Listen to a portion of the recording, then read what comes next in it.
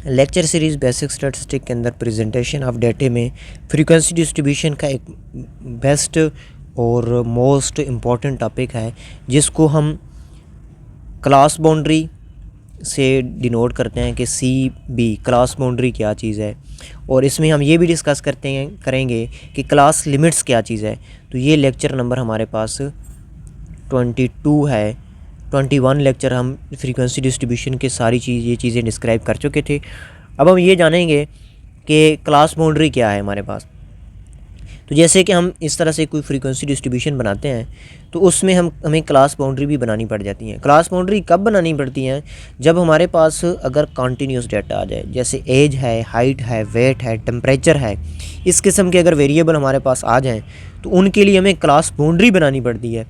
वहाँ पे हमें क्लासेस से काम नहीं चलता, तो हम क्लास बाउंड्री बनाते हैं। और इससे बाद जब हम मेजर ऑफ सेंट्रल टेंडेंसी पे जाएंगे तो उसमें मॉड और मीडियन फाइंड करने के लिए भी हमें क्लास बाउंड्री की ज़रूरत पड़ती है। तो अब इसमें हम देखते हैं कि क्लास बाउंड्री कैसे बनाएंगे। ये हैं क्लासेस 1 से 2, 2 से 3, 4, 5, ये क्लासेस हैं। क्लासेस इसको इस वजह से कह रहे हैं कि ये अब इनको हम क्लास बाउंड्री नहीं कह सकते। क्यों?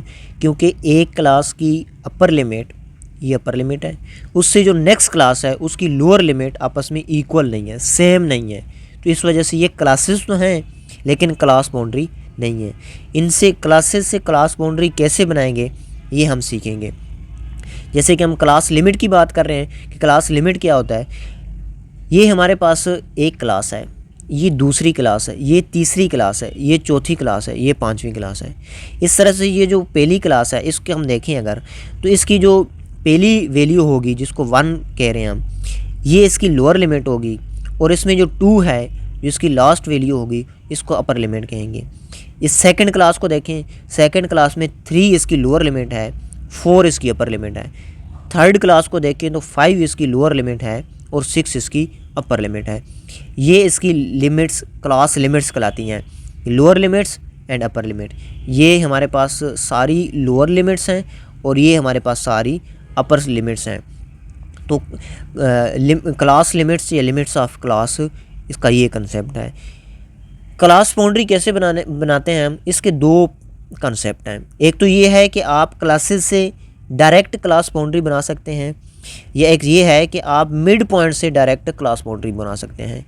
तो एप्रोप्रिएट और जो बेस्ट मेथड है वो यह है कि हम मिड पॉइंट से क्लास बाउंड्री बनाएं। उसका पर्पज़ ये है कि बाज़ दफ़ा हमें क्लासेस गिवन नहीं होती, हमें फ्रीक्वेंसी का कॉलम और मिड पॉइंट का कॉलम गिवन होता है। मिड पॉइंट मतलब क्लास मार्क, या जिसको एक्स के साथ रिप्रेजेंट करते हैं, ये एक्स का कॉलम है। मोस्टली हमें एफ़ और एक्स का कॉलम दिया जाता है और हमें क्लास बाउंड्री बनानी पड़ जाती हैं। तो बेस्ट ये है कि हम मिड पॉइंट से क्लास बाउंड्री बनाएं। क्यों?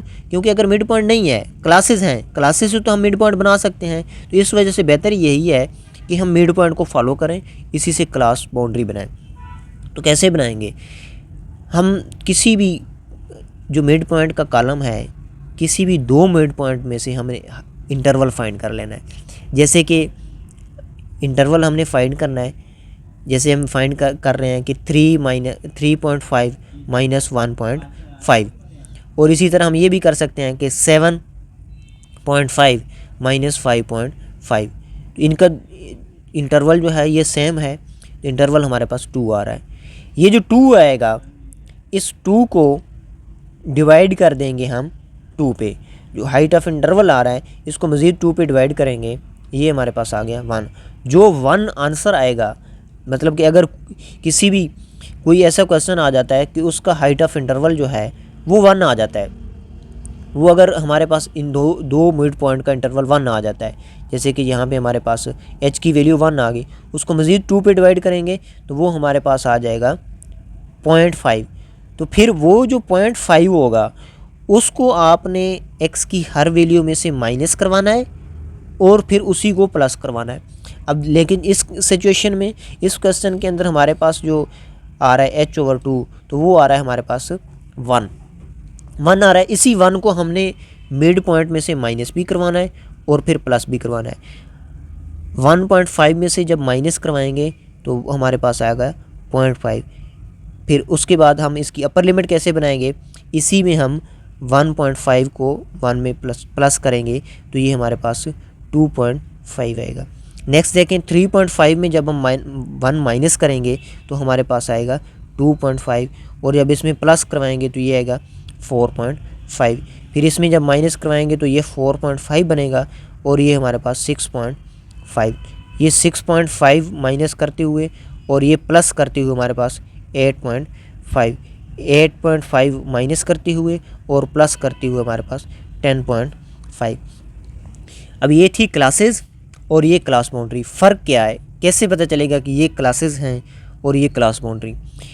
देखें कि एक क्लास की अपर लिमिट अगर उससे नेक्स्ट क्लास की लोअर लिमिट आपस में इक्वल हैं, सेम हैं, तो वो हमारे पास क्या कहलाएंगी, वो हमारे पास कहलाएंगी क्लास बाउंड्री।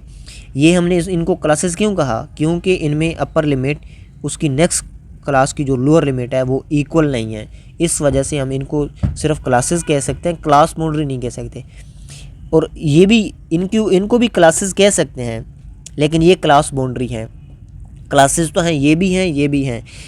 इनको हम क्लास बाउंड्री नहीं कह सकते, लेकिन इनको हम क्लासेस भी कह सकते हैं और क्लास बाउंड्री भी कह सकते हैं। क्लास बाउंड्री की क्या डेफिनेशन है, if the upper limit of a class is the same और equal to the lower limit of the next class. अगर एक क्लास की अपर लिमिट उससे नेक्स्ट क्लास की लोअर लिमिट इक्वल आ जाए तो ये क्लास बाउंड्री है। इसी तरह अगर क्लासेस की डेफिनेशन आ जाए तो आप क्लासेस की डेफिनेशन आप इसी तरह कर सकते हैं कि एक क्लास की जो अपर लिमिट है वो नेक्स्ट क्लास की लोअर लिमिट की इक्वल ना आए तो वो हमारे पास जस्ट क्लासेस कहलाएंगी, नॉट क्लास बाउंड्री।